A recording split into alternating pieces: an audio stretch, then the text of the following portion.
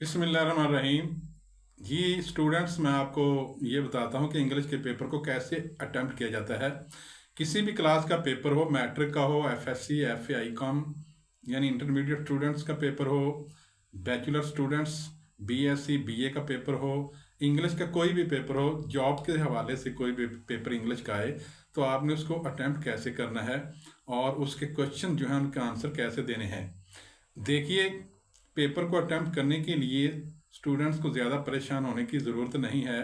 English का paper बहुत ही आप अच्छे तरीके से अटेम्प्ट कर सकते हैं। और बाज़ चीज़ें ऐसी होती हैं, जैसे एक लेटर है, लेटर लिखने के रूल रेगुलेशन आपको पता होना चाहिए, और उसके बाद जो क्वेश्चन है उसका आंसर देने के रूल रेगुलेशन ग्रामर में पता होना चाहिए।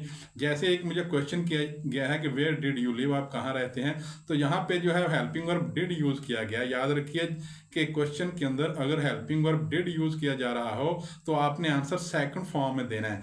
जब आप सेकंड फॉर्म में आंसर देने के काबिल हो जाएंगे तो एग्जामिनर समझेगा कि इस बच्चे की ग्रामर अच्छी है, ग्रामेटिकली कोई गलती नहीं है, कोई मिस्टेक नहीं है, जिसकी वजह से आपको कोई ना कोई नंबर वहाँ से मिल जाएगा। और इस तरीके से अगर जो है आपको डू डज के अंदर क्वेश्चन पुट किया गया है, do does helping verb question के अंदर जो है उस जो क्वेश्चन किया गया है, तो आपने आंसर फर्स्ट वर्ब के अंदर देना होगा। फर्स्ट वर्ब के अंदर आंसर देने के बाद जो है वो आपका, अगर आपको मुकम्मल क्वेश्चन का नॉलेज नहीं तो आंसर आपका किसी न हद तक नंबर ले जाएगा। इस तरीके से ग्रामर के रूल रेगुलेशन को सीखना भी बहुत ज़रूरी है कि आप अपनी ग्रामर की गलतियों को दूर करें और अच्छे तरीके से इंग्लिश के पेपर को अटैम्प्ट करने की कोशिश किया करें। और किसी भी इम्तहान के अंदर अगर इंग्लिश का कोई भी क्वेश्चन आता है तो पहले क्वेश्चन को अच्छे तरीके से समझ कर उसका आंसर दीजिए, ताकि एग्जामिनर के लिए भी परेशानी का सामना ना बने। एग्जामिनर जो है वो उन स्टूडेंट्स को पसंद करता है, उनके पेपर पसंद करता है जिनके आंसर जो है वो टू द पॉइंट होते हैं, अपनी तरफ से ज़्यादा लॉन्ग बात करने की बजाय। फर्ज करें स्टूडेंट जो है बार बार इस चीज़ का नाम लेते हैं, किसका नाम लेते हैं, समरी का। समरी का नाम लेते हैं कि मैंने समरी जो है उसको अटैम्प्ट किया है।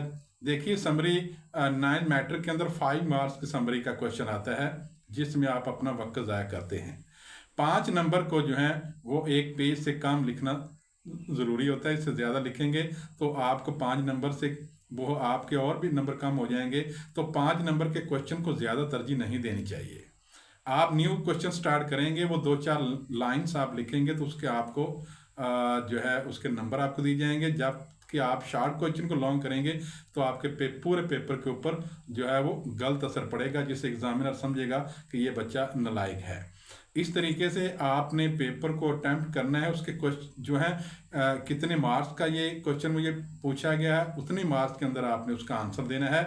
और जिस टेंस के अंदर क्वेश्चन किया गया है उसी टेंस के अंदर आपने उसका आंसर देना है। बाज़ स्टूडेंट होते हैं कि उनकी तैयारी अच्छी नहीं होती, लेकिन जो उनको इंग्लिश के रूल रेगुलेशंस उनके अच्छे होते हैं, इसलिए वो पेपर को आसानी से जो है वो क्लियर कर जाते हैं। तो इस तरीके से आपने जो है अपने पेपर, इंग्लिश के पेपर के लिए परेशान नहीं होना। जिस क्वेश्चन जो है जिस हवाले से क्वेश्चन किया गया हो, जिस टेंस के अंदर क्वेश्चन पूछा जा रहा हो, आपने आंसर भी उसी ही ज़माने में देना होगा। और इसके साथ जो है एप्लीकेशन लिखने का भी मेथड होता है, और उसके बाद ट्रांसलेशन जो है उर्दू इनटू इंग्लिश करते हैं, उसके भी जो है वो ग्रामर के रूल रेगुलेशन को सामने रखा जाता है। तो इसके साथ साथ जो है वो फॉर्म फिलिंग का क्वेश्चन जो मैं अपनी 2 वीडियो बना चुका हूँ इसके ऊपर। फ़र्ज करें मुझे फॉर्म फिलिंग का एक क्वेश्चन आता है 5 नंबर का, अगर सेंटेंस के अंदर डू डज डिड नजर आए तो मैं सिंपली फर्स्ट वर्ब यूज़ करूँगा, इसमें एस या यस का इजाफा भी नहीं होगा, यानी सिंपली फर्स्ट वर्ब मैं यूज़ करूँगा। अगर गो फर्स्ट वर्ब है तो मैं गो ही लगाऊंगा, ना गोइंग लगाऊंगा, ना गॉन लगाऊंगा, ना गोइंग और ना गोज वगैरह लगाऊंगा, सिर्फ गो लगाऊंगा।